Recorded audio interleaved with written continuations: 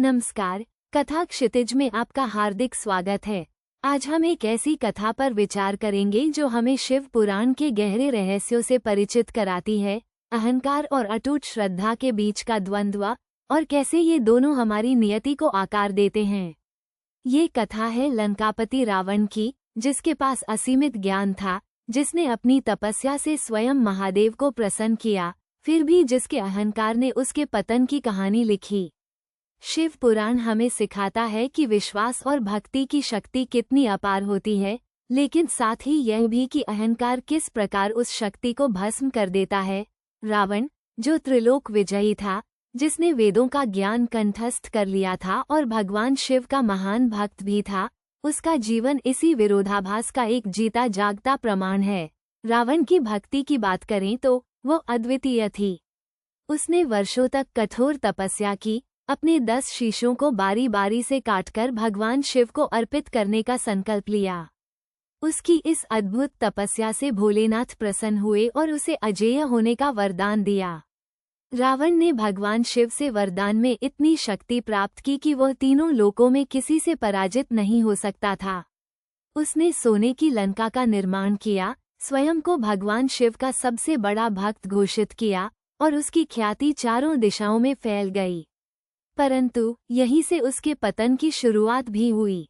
असीमित शक्ति और स्वयं महादेव का वरदान प्राप्त करने के बाद रावण में धीरे धीरे अहंकार घर करने लगा। उसे लगने लगा कि उसकी शक्ति स्वयं उसकी है और उसके बल का कोई सानी नहीं। यह अहंकार ही था जिसने उसकी भक्ति की पवित्रता को धूमिल करना शुरू कर दिया। उसकी श्रद्धा अब शक्ति प्राप्ति का एक साधन मात्र बन गई थी, न कि परमात्मा के प्रति शुद्ध प्रेम का प्रतीक।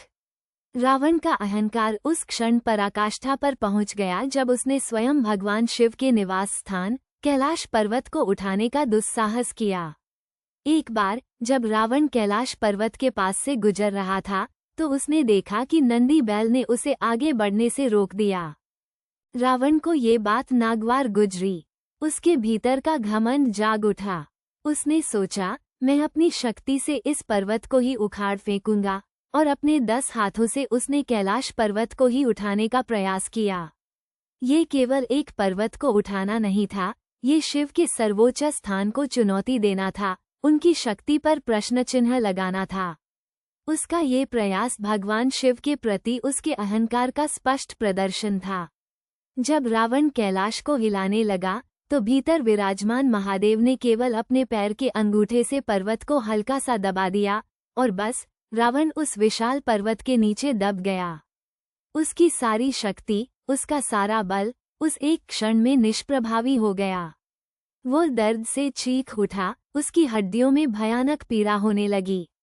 इसी संकट की घड़ी में रावण का अहंकार कुछ पल के लिए टूटा और उसके भीतर की सच्ची भक्ति जागृत हुई।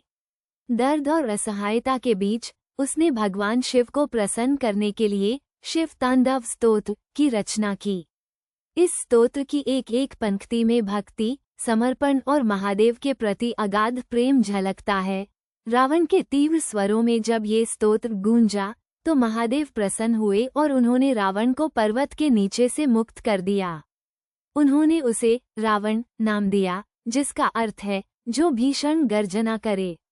ये घटना शिव पुराण का एक बहुत गहरा संदेश देती है। रावण को मुक्त तो कर दिया गया, लेकिन उसका मूल अहंकार पूरी तरह से नष्ट नहीं हुआ था। उसकी भक्ति तब भी किसी न किसी रूप में शक्ति, सम्मान या विजय की अभिलाषा से जुड़ी हुई थी। वह मानता तो शिव को था, लेकिन अपने बल को भी उतना ही महत्व देता था। यही कारण था कि बाद में भी वो अपने अहंकार और वासनाओं पर नियंत्रण नहीं रख सका, और अंततः उसके पतन का मार्ग प्रशस्त हुआ। शिव पुराण हमें बताता है कि सच्ची भक्ति और विश्वास वह है जहां अहंकार का लेश मात्र भी न हो। ये पूर्ण समर्पण है, जिसमें भक्त स्वयं को पूरी तरह से ईश्वर को समर्पित कर देता है। रावण की कहानी हमें सिखाती है कि ज्ञान, शक्ति और तपस्या भी अगर अहंकार से दूषित हो जाएं, तो वे अंततः विनाश की ओर ले जाती हैं। जबकि अटूट विश्वास और निस्वार्थ भक्ति, चाहे वह किसी साधारण मनुष्य की ही क्यों न हो, उसे परमात्मा से सीधा जोड़ देती है और जीवन में स्थिरता व शांति प्रदान करती है। तो कथा क्षितिज के इस एपिसोड से हम यही सीखते हैं कि हमें रावण की तपस्या से प्रेरणा लेनी चाहिए, लेकिन उसके अहंकार से सावधान रहना चाहिए।